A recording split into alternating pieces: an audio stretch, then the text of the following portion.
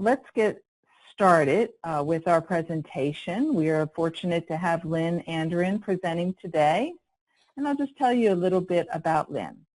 Lynn is the Senior Coding Editor for Healthcare Information Services, a revenue cycle management and consulting service in the Chicagoland area. Lynn has over 39 years of experience in all areas of the physician practice, including serving as a practice administrator, billing manager, and director of operations.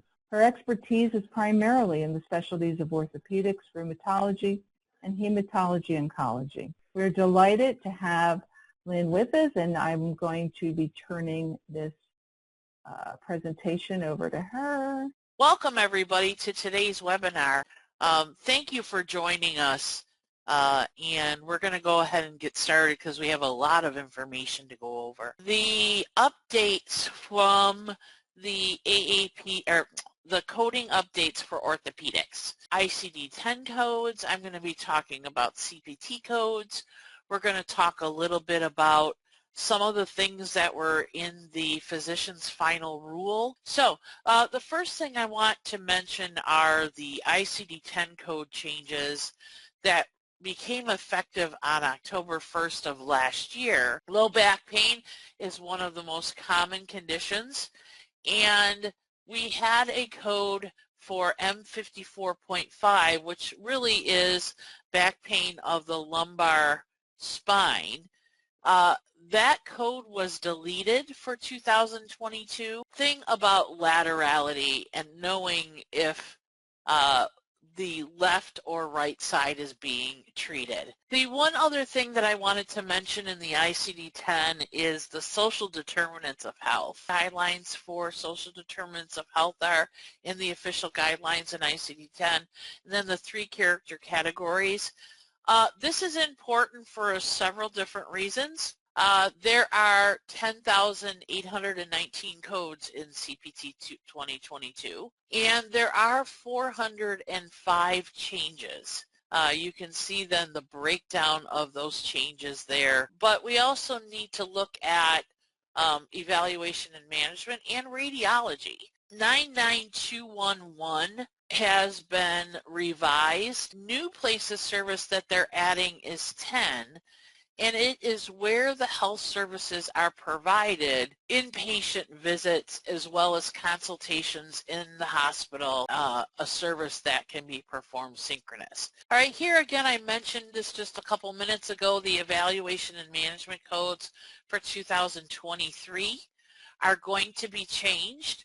And those again are those that are currently being chosen by history, exam, and medical decision making. The first thing I want to point out is the revision to restorative care. Some other changes, revisions in the surgery section for musculoskeletal for CPT, as well as spine section in the nervous system, are just changes to some of the descriptions of the codes. When we are billing for inner body fusion, and this is in the lumbar spine, we identify inner body fusion either by 22630 if it's done by itself, or 22633 if it's done with posterior or posterior lateral fusion, 64628 and 64629.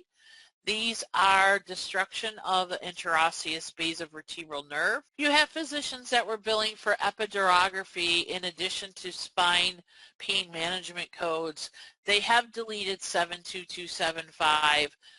It was being utilized inappropriately for years. There are 4 codes here for the trabecular bone score. The code descriptions for these codes had in it high energy. We also have a group of codes that were added in July of 2021 to the Category 3 codes, because AMA does add Category 3 codes twice a year. Platelet-rich plasma was approved by Medicare for treating chronic wounds and ulcers for diabetics and non-diabetics. Always therapy or sometimes therapy. This is the Medicare 8-minute table. I believe that the code 0232T sunsets in 2023. So they can either change that date to continue the use of 0232T, or they can create a level 1 code for PRP, or they can delete the code altogether. I'm going to guess that they're going to either extend the 0232T sunset date or create a code. Lynn, I want to thank you so much for presenting with us today to our participants. We hope you've enjoyed this presentation.